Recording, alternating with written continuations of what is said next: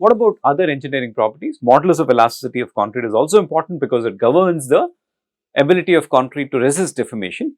Okay. So, usually it is not tested directly, but there are of course test methods, and it is usually recommended that for any special concrete you should be testing the modulus every time. Nevertheless, in most cases what we do is we use code prescribed relationships that link the modulus to the compressive strength. So, as per IS 456, which is the code for plain and reinforced concrete construction, your modulus E in megapascals is given as 5000 times square root of FCK, where FCK is the characteristic compressive strength.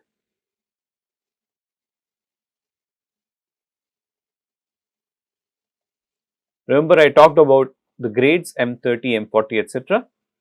When you say something like that, this 30 and 40 are nothing but characteristic compressive strengths. Okay. As I said, I defined what that strength means in terms of specimen size, in terms of age of curing, type of curing and so on, but I did not get into the statistics behind it. So, there are statistical considerations also behind defining characteristic strength, but again that is not a subject for us to discuss in this course. In most concrete, your modulus will be between 15 and 40 gigapascals. Of course, the higher the strength, the greater the modulus. Okay, and your Poisson's ratio typically will be between 0.15 and 0.22, more or less an average of about 0.18 to 0.2. Okay, experimentally you can measure the Poisson's ratio by measuring the elastic modulus and shear modulus and applying this simple elasticity equation where nu is equal to E by 2g minus 1. Now, one important aspect that we need to consider beyond the loading criteria is the ability of the concrete to withstand its service environment. So, concrete basically has to function very well in the environment of service. If you have a coastal zone, obviously you have the chlorides from the marine environment which may affect the properties of the concrete by corroding the reinforcing steel. So, how does concrete survive in a given environment? So, durability is the term that we use to define that aspect. So, again, according to the American Concrete Institute, ACI, the durability of hydraulic cement concrete is defined as its ability to resist weathering action, chemical attack, abrasion or any other process of deterioration. So, again, all non-load related processes are related to the durability of the concrete. Okay. Again, durable concrete will retain its original form, quality and serviceability when exposed to the environment. That means all these aspects will be negatively impacted if you have a problem of durability of concrete. Interestingly, all durability problems such as corrosion of steel in reinforcing concrete, chemical attack of concrete, alkali aggregate reaction, remember we talked about this when we talked about the aggregate type, and then freezing and thawing damage. Okay. When we talked about air entrainment, we talked about freezing and thawing damage. So, all these problems interestingly are related to the presence of water. If water is present, all these problems will happen. If water is not there, you can avoid many of these problems. So, generally durability is intrinsically linked to the permeability of the concrete. How easy is it for water and other aggressive chemicals to enter the concrete? Okay, because of that, durability is intrinsically related to the water tightness of the concrete or the permeability of the concrete. If you can avoid water and other chemicals from getting into the concrete, you will avoid many of the problems that concrete has. The other aspect that governs the long-term performance of concrete, one is of course the structural aspect, the loading. Second is the durability, that is a response to the environment. The third is what is called creep and shrinkage. Now, please remember, when you do a test in the lab, it is only for a matter of few minutes, but a concrete standing in a structure, concrete in a column which is in a structure, is being subjected to load for many years. Okay. Now, compare this to yourself. Let us say you lift a bucket and put it down. Second case, you lift that same bucket which is full of water and keep it for a very long time. Keep it held up for a very long time. What will happen? Obviously, your body or your hand will feel the strain of lifting the bucket a lot more than it felt when you just lifted it for an instant and kept it down. That basically is the response to sustained loading, and we call that as creep. Creep in concrete, although it's not as much as polymers, which we'll talk about in another chapter in this course, creep is not that much as in polymers, but creep can affect significantly the properties of concrete. Okay. When you have creep, it can lead to a faster rate of degradation or deterioration. They can increase the strain levels in the concrete. Okay. The other aspect is concrete has water in it and this water can dry out of the concrete, causing volumetric contraction, and that is called shrinkage. Now, if you have a piece of concrete that is floating in space and it's drying, nothing will happen to it, it will just keep reducing in size. But if the same piece of concrete is held inside a structure and it wants to shrink, the structure will not allow it to shrink because there are restraints to its shrinkage. You cause restraint to the movement, and because of that restraint, you will get cracking. Okay, similar to a slab sitting on the ground. Okay, so if the slab wants to shrink, the ground basically restrains it from moving, and that restraint will cause a shrinkage. So, restraint causes cracking in the case of shrinkage. Okay. Now, in some cases, of course, creep and shrinkage can act in opposite directions, which may offset the damage to some extent. However, you have to still consider and understand the individual effects of these. Okay. As I said, creep in concrete is much lower than creep in polymers, but usually it is much greater than that in metals, especially steel. So, you want your concrete to be strong, yes. You want your concrete to be durable. You also want your concrete to be dimensionally stable. That means it should not change its volume with time. And this time dependent change in volume is caused typically by creep and shrinkage. Now, interestingly, the factor that affects the creep and shrinkage most is the amount of aggregate. More the aggregate, more the stability. Okay. We took to construction with concrete as compared to construction with stone because we had this magic ingredient, that is cement paste, which could help mold the concrete in any shape we wanted. But it turns out the cement paste is the reason why the durability or dimensional stability problems actually occur. The aggregate for the most part is inert and does not do anything, and the more the aggregate that is there in your system, the more stable your system is going to be. Okay? So, please keep that in mind when you design concrete. Although we want cement paste to be the primary factor governing the behavior of the concrete, we want as much aggregate there as possible. Okay? That is what we need to consider while designing concrete, and it also makes the concrete more economical that way. Now, we talked about concrete separately. In another chapter, my colleague Professor Pillai would have talked about reinforcing steel, or will be talking about reinforcing steel. But let us talk a little bit about steel concrete composites. Of course, reinforced concrete itself is a composite because it has got steel reinforcement inside a concrete structure. But we can also have special composites of concrete and steel, like hollow steel tubes that are filled with concrete. Okay.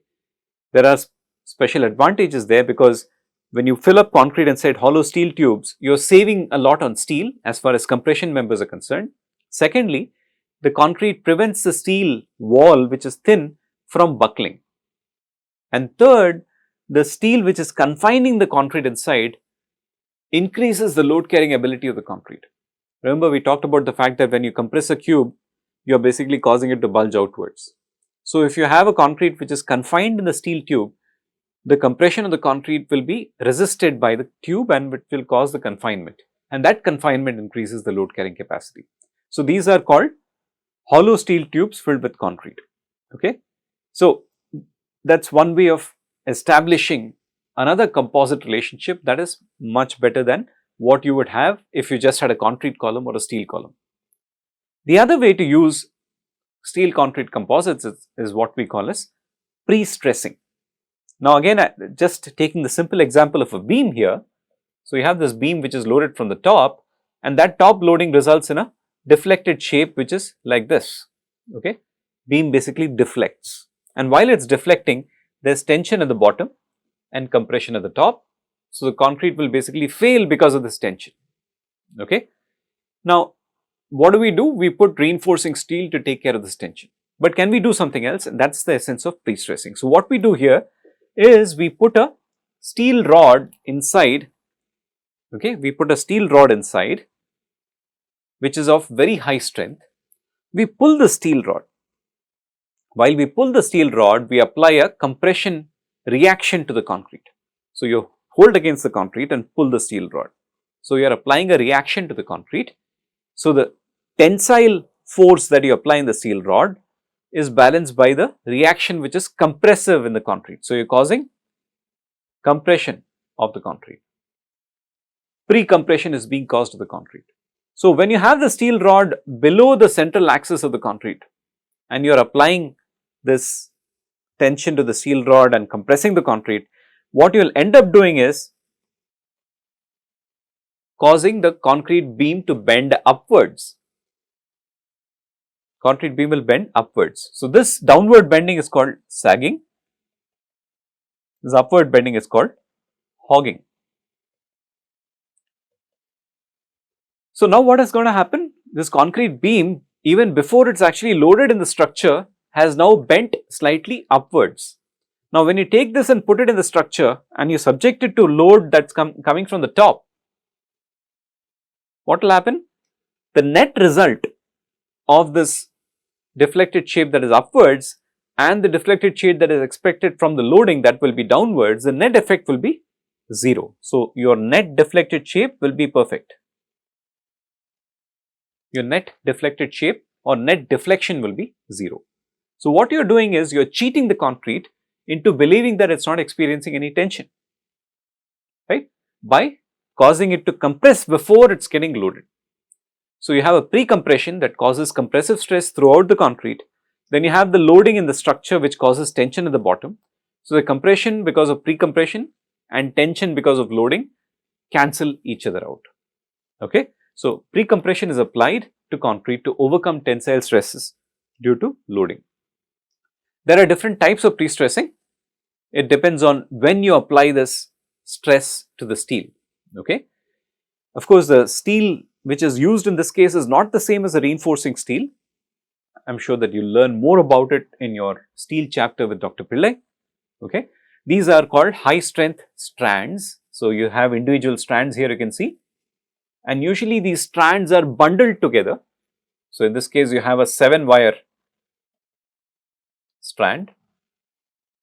Sorry, you have high strength wires which are bundled together to make a strand. So this is a 7-wire strand, okay, which is bundled together and then you produce a certain length of this steel, okay. So these strands are the ones that are going to be stretched in a pre-stressed concrete member.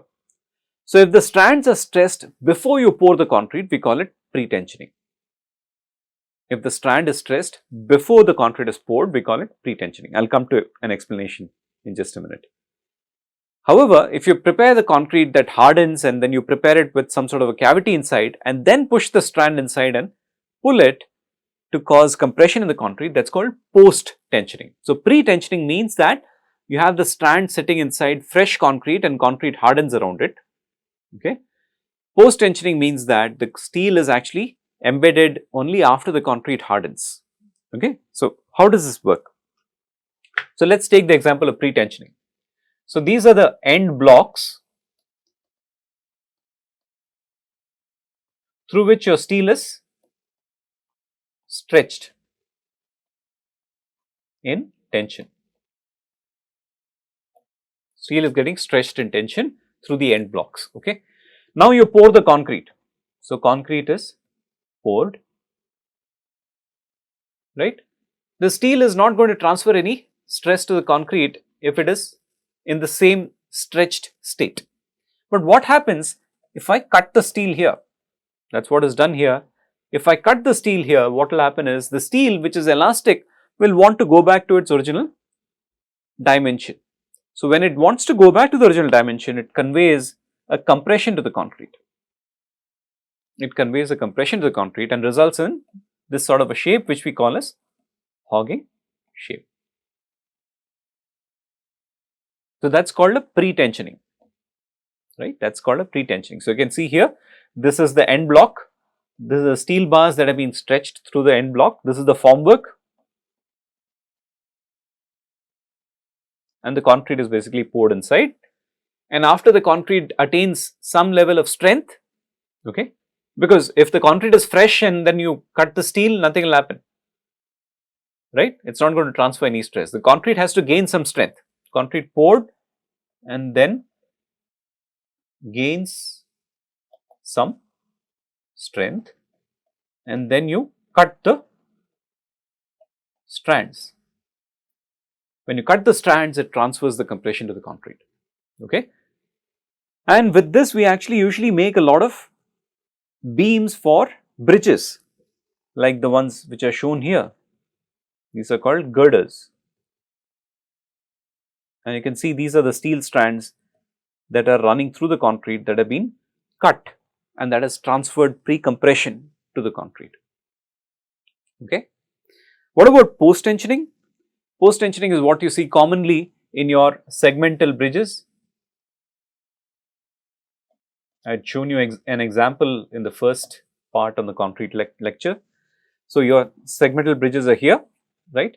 So, these segments are basically transported to the site. After casting at the factory, these segments are transported to the site, taken and then stitched together. It is almost like stringing beads, right. You take beads and put them in the string and tighten the beads against each other. That is what you are trying to do here. So, you have several of these segments which are put against each other. You push the prestressing strand through it and then stretch the strand, passing the compression onto the prestressed members, and that is what is basically shown here. This is again an end block showing where the strands are actually coming out, just like what is here. It is a magnified view of what you see there, okay. So, you cast the concrete with a duct inside. Concrete is cast with a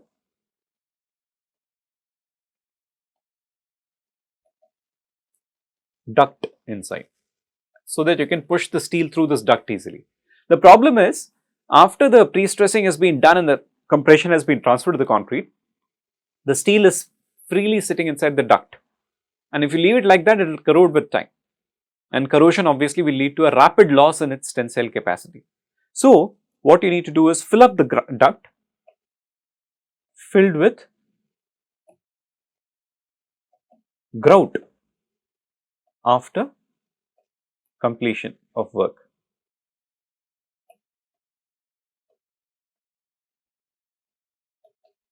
After completion of stressing, the duct is filled with grout, and that causes the steel to be protected against corrosion, okay. So, now here this is a case where they are actually post-tensioning slabs, and if you go to many of the multi-story buildings today, to avoid too many columns and have very large open floor areas, they go for post-tension slabs, PT slabs, very commonly seen in many of our construction sites today, okay.